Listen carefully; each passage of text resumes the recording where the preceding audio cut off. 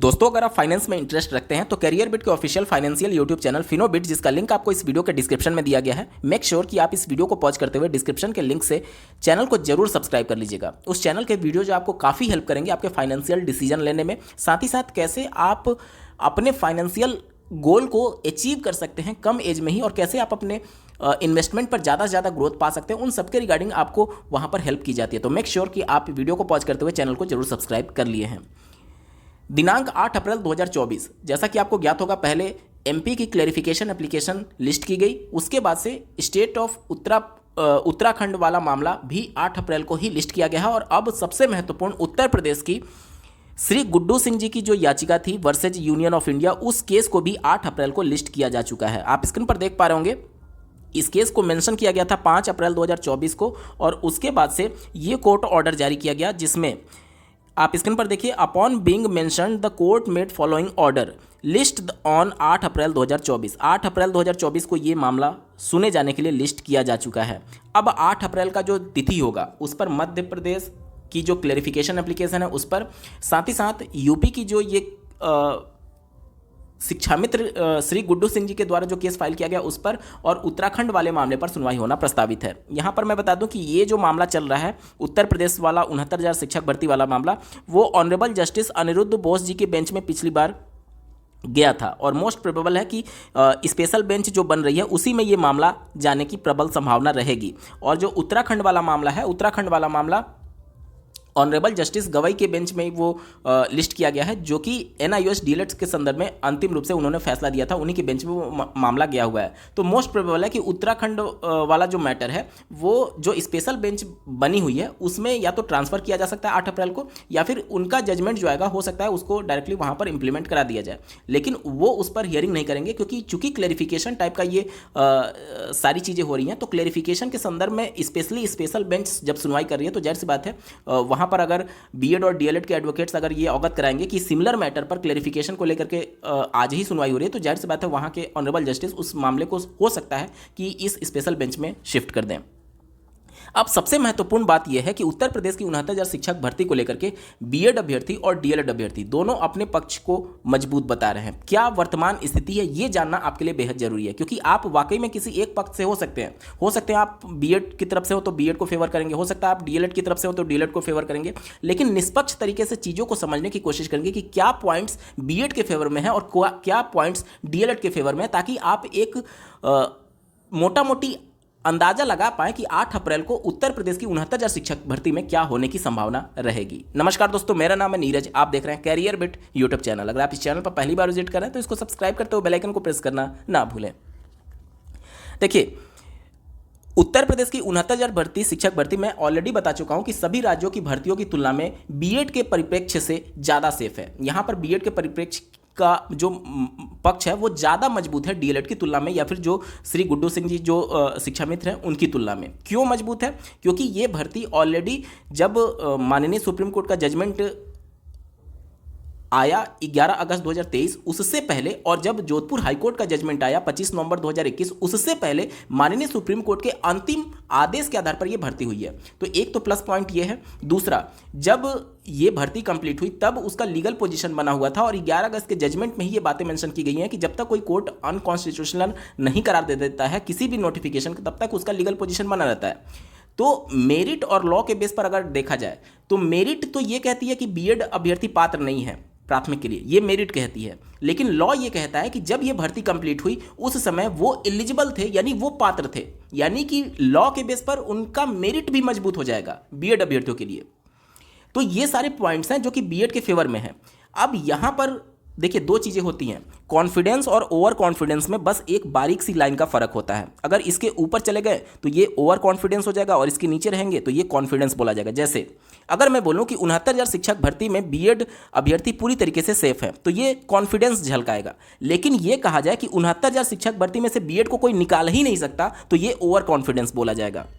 ध्यान से सुनिएगा, कल के डेडिकेटेड वीडियो में अगर आपने ध्यान से देखा होगा तो मैंने एक कोर्ट जजमेंट के बारे में बात कही थी, जिसमें ये बातें मेंशन की गई, ऑनरेबल सुप्रीम कोर्ट के द्वारा ये ऑर्डर पास किया गया कि अगर कोई नोटिफिकेशन या फिर लॉ किसी भी पार्ट 3 कॉन्स्टिट्यूशन के, इंडियन कॉन्स्टिट्यूशन के पार्ट 3 यानी कि मौलिक अधिकार का उल्लंघन करते हुए अगर उसे क्वैश किया गया है तो वो नोटिफिकेशन जब जारी हुआ था उसी दिन से उसे क्वैश माना जाएगा या फिर उसका लीगल पोजीशन खत्म हो जाएगा। तो उस हिसाब से आप देखेंगे तो 2018 28 जून को जब ये नोटिफिकेशन जारी हुआ था तो इसी दिन से इसको क्वैश मानने की भी संभावना है।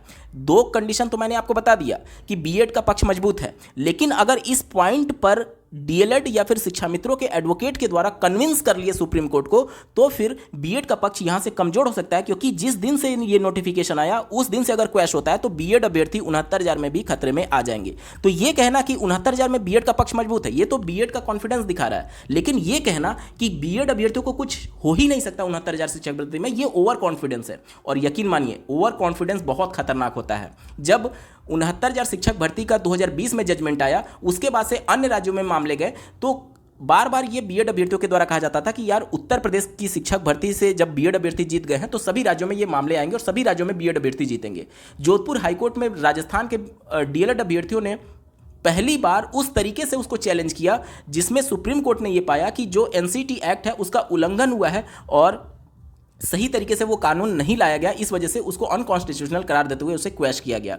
उसके बाद से जब ये मामला सुप्रीम कोर्ट में जाता है फिर बीएड अभ्यर्थी कहते हैं यार हाईकोर्ट का मामला हो सकता है कि वो सही से परख ना पाए और सुप्रीम कोर्ट निश्चित तौर पर बीएड के फेवर में फैसला देगी। यहाँ पर भी बीएड ओवर कॉन्फिडेंस में थे। यहाँ पर अगर आप देखेंगे तो डीएलएड वालों ने इस तरीके से पैरवी किया, राजस्थान के डीएलएड के जो पूरा एडवोकेट का पैनल था, कि जो हाईकोर्ट का जजमेंट था उससे भी एक स्टेप ऊपर जाकर के सुप्रीम कोर्ट का जजमेंट आता है। हाईकोर्ट ने सिर्फ एनसीटी एक्ट का उल्लंघन पाया जबकि सुप्रीम कोर्ट ने 21A का वायलेशन पाया। ध्यान से समझिएगा, ये हाईकोर्ट ने नहीं बोला था, ये सुप्रीम कोर्ट ने बोला था। तो ये ओवर कॉन्फिडेंस ही था कि उत्तर प्रदेश की 69,000 के जजमेंट के बाद से किसी भी राज्य में बीएड को कोई भी खतरा नहीं है। जोधपुर हाईकोर्ट में वहां से बाहर निकाला गया, सुप्रीम कोर्ट ने बाहर निकाल दिया, तो ये ओवर कॉन्फिडेंस का ही नतीजा था। इसके साथ ही साथ अगर मैं आपको बताऊं, जब उन भर्तियों पर खतरा आने लगा जो कि ऑलरेडी अपॉइंटेड हो चुके थे, छठे चरण बिहार की भर्ती, उत्तराखंड की भर्ती, इसके अलावा हाल ही में जो छत्तीसगढ़ की भर्ती थी, उस समय भी जब मामले हाईकोर्ट में चल रहे थे तब बीएड की तरफ से बोला गया कि सिलेक्टेड कैंडिडेट को कोई बाहर निकाल ही नहीं सकता है। पहले बिहार, उसके बाद उत्तराखंड और अब छत्तीसगढ़, उदाहरण आपके सामने है। तो वही चीज़ मैं आपको समझाने की कोशिश कर रहा हूं कि बीएड कैंडिडेट के लिए कॉन्फिडेंस तो ठीक है, लेकिन बहुत ज़्यादा ओवर कॉन्फिडेंस कहीं ना कहीं उनके लिए घातक साबित हो सकता है। तो आप इन चीज़ों को ध्यान में रखिएगा। निश्चित तौर पर नो डाउट मेरिट और लॉ के बेस पर आपका पक्ष मजबूत है। मेरिट के बेस पर तो ये कोर्ट कहती है कि आप एलिजिबल नहीं है, लेकिन चूंकि लॉ ये कहता है कि जब ये भर्ती हो रही थी तब उसका लीगल पोजिशन था और लीगल पोजीशन था, यानी कि आप उस समय वैलिड थे, यानी कि लॉ के बेस पर आपका मेरिट भी कहीं ना कहीं पॉजिटिव सेंस में चला जाता है। लेकिन उसी के तौर पर एक और इंडियन कॉन्स्टिट्यूशन का एक्ट ये कहता है कि अगर कोई पार्ट 3 का वायलेशन करते हुए किसी भी नोटिफिकेशन को क्वैश किया गया तो उस दिन से ही उसे क्वैश माना जाएगा जिस दिन से वो नोटिफिकेशन आया हुआ था। तो इन चीज़ों को लेकर के आपको सतर्क रहने की आवश्यकता है। बीएड अभ्यर्थियों को स्पेशली मैं बात बता रहा हूँ।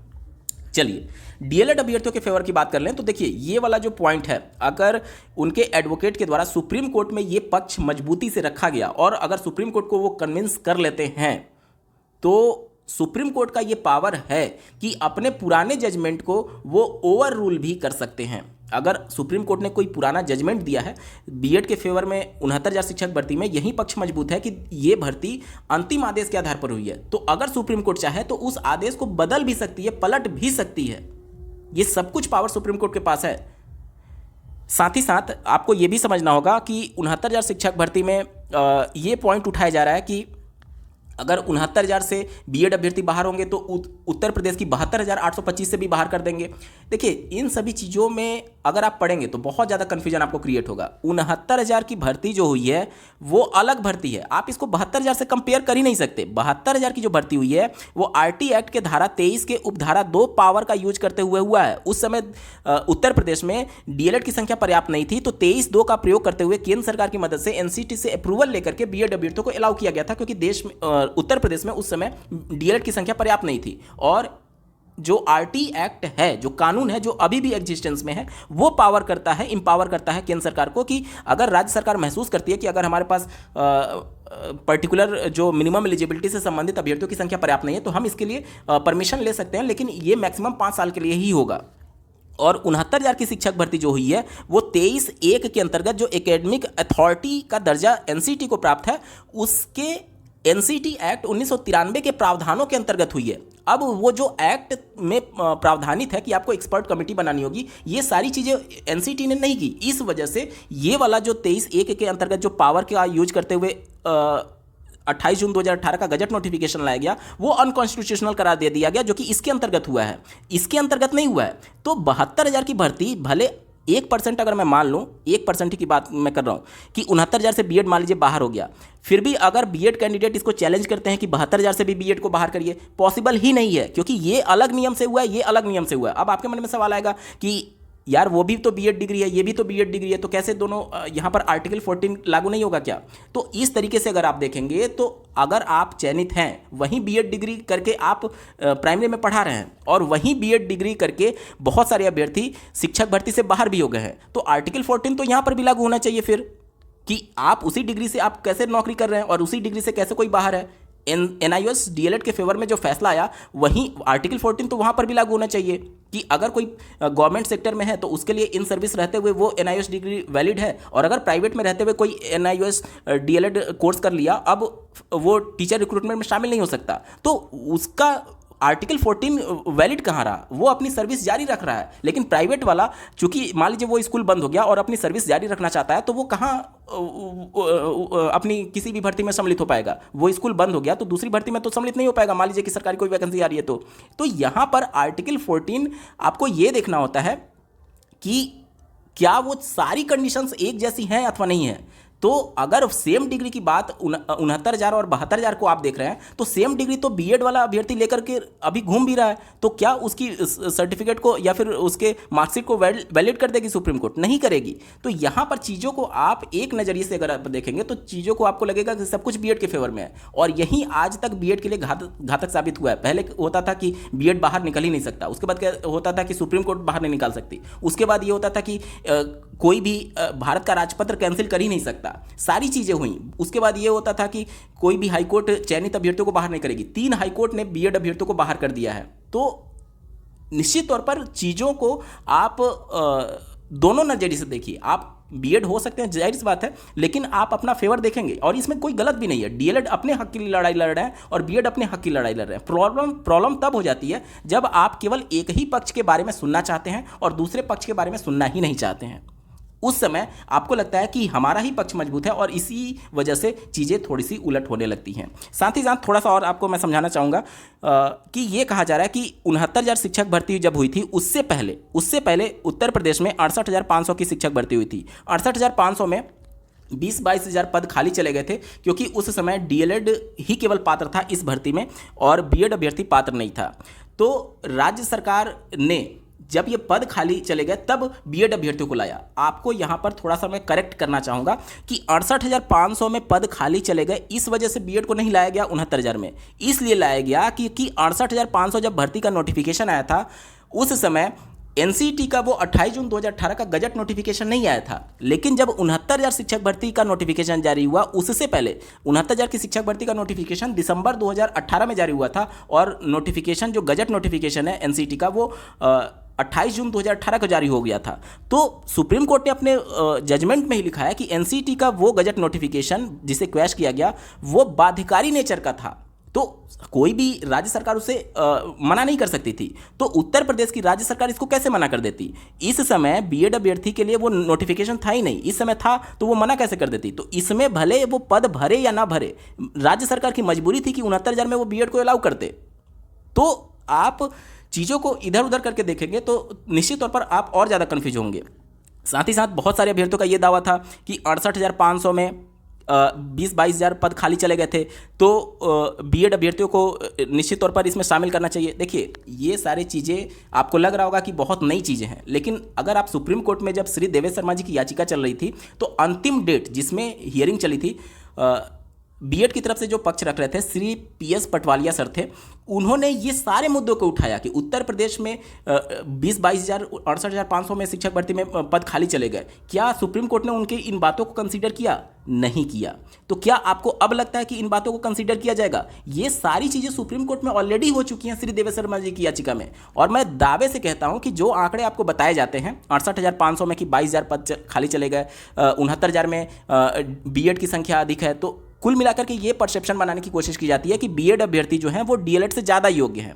लेकिन जब आंकड़े को आप सही से समझेंगे तो आपको समझ में आएगा कि एक्चुअली में उल्टा इसका आंकड़ा है। अगर बीएड अभ्यर्थी केवल 68,500 में रहते तो जो 20-22 हज़ार पद खाली जा रहे थे वो और ज़्यादा पद खाली जाते। अगर आपको यकीन नहीं हो रहा है तो आगे कुछ मिनट तक वीडियो के साथ बने रहिएगा, इस वीडियो के अंत तक आपके सारे डाउट्स क्लियर हो जाएंगे। सबसे पहले 69,000 का मैं आंकड़ा आपके सामने रखूंगा और ये सारे ऑथेंटिक सोर्सेज से हैं, पीएनपी के द्वारा डेटा आंकड़ा जारी किए गए थे, वो आप स्क्रीन पर देख पा रहे होंगे।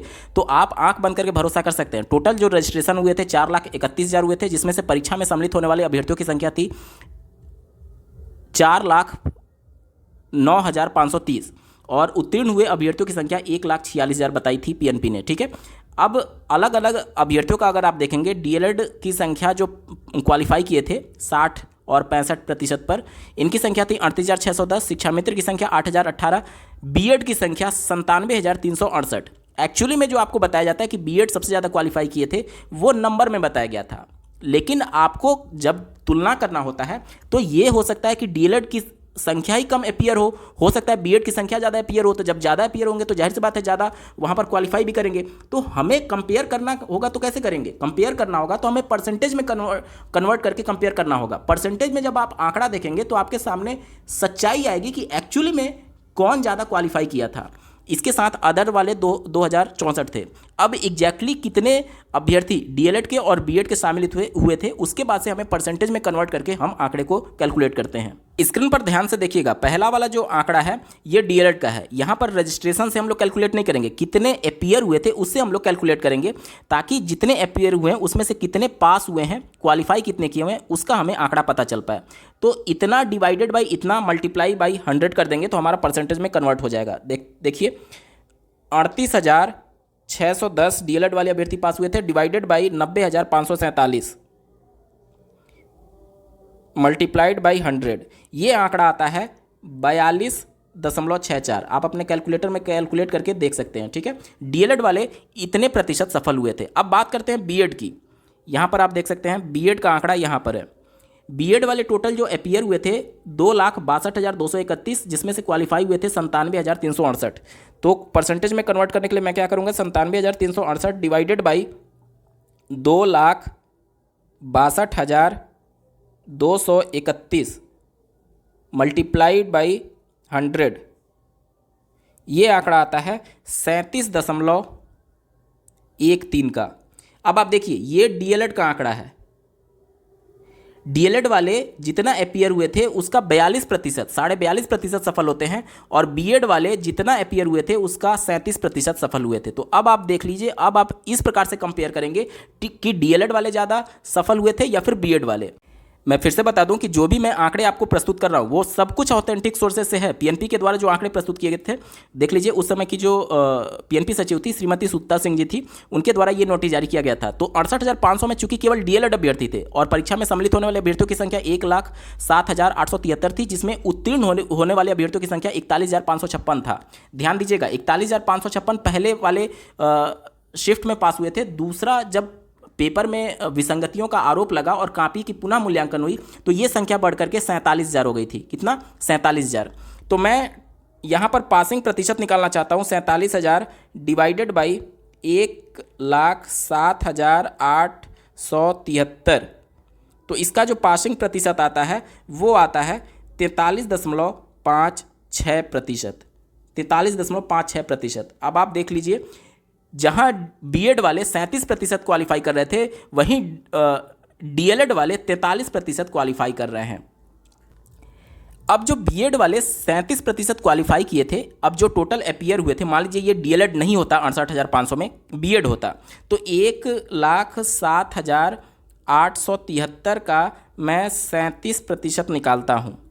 37% निकालते हैं, तब ये जो संख्या आती है 39,913। 39,913 बीएड अभ्यर्थी 68,500 में केवल रहते तो इतना क्वालिफाई करते। और टोटल जो सीट थी कितना थी, टोटल जो सीट था 68,500, इसमें से ये संख्या मैं निकाल देता हूँ, बीएड वाले अगर रहते और इतना क्वालिफाई करते तब कितनी सीट बचती, 39,913, तो 28,587 सीटें खाली चली जाती जो 69,000 में बीएड अभ्यर्थी क्वालिफाई किए हैं। अगर वो बीएड अभ्यर्थी 68,500 में रहते और डीएलएड नहीं रहते, तो डीएलएड जब है तो 20 से 22,000 पद खाली हैं, और अगर बीएड रहता तो 28,000 पद खाली हो जाते हैं। तो अब आप सोचिए कि योग्यता की बात जब आएगी तो कहाँ पर योग्यता बीएड और डीएलएड में कहाँ पर तुलना हो रहा है। तो इन चीज़ों को सही तरीके से आप तुलना करेंगे तभी आपको एक्चुअल में क्या सच्चाई है वो बातें निकल करके आएंगी। आप ज़्यादा संख्या में अपीयर हुए थे 69,000 में, तो जाहिर सी बात है आप ज़्यादा क्वालिफाई करेंगे। तो इसको अगर आप कोर्ट में रखेंगे मुद्दा,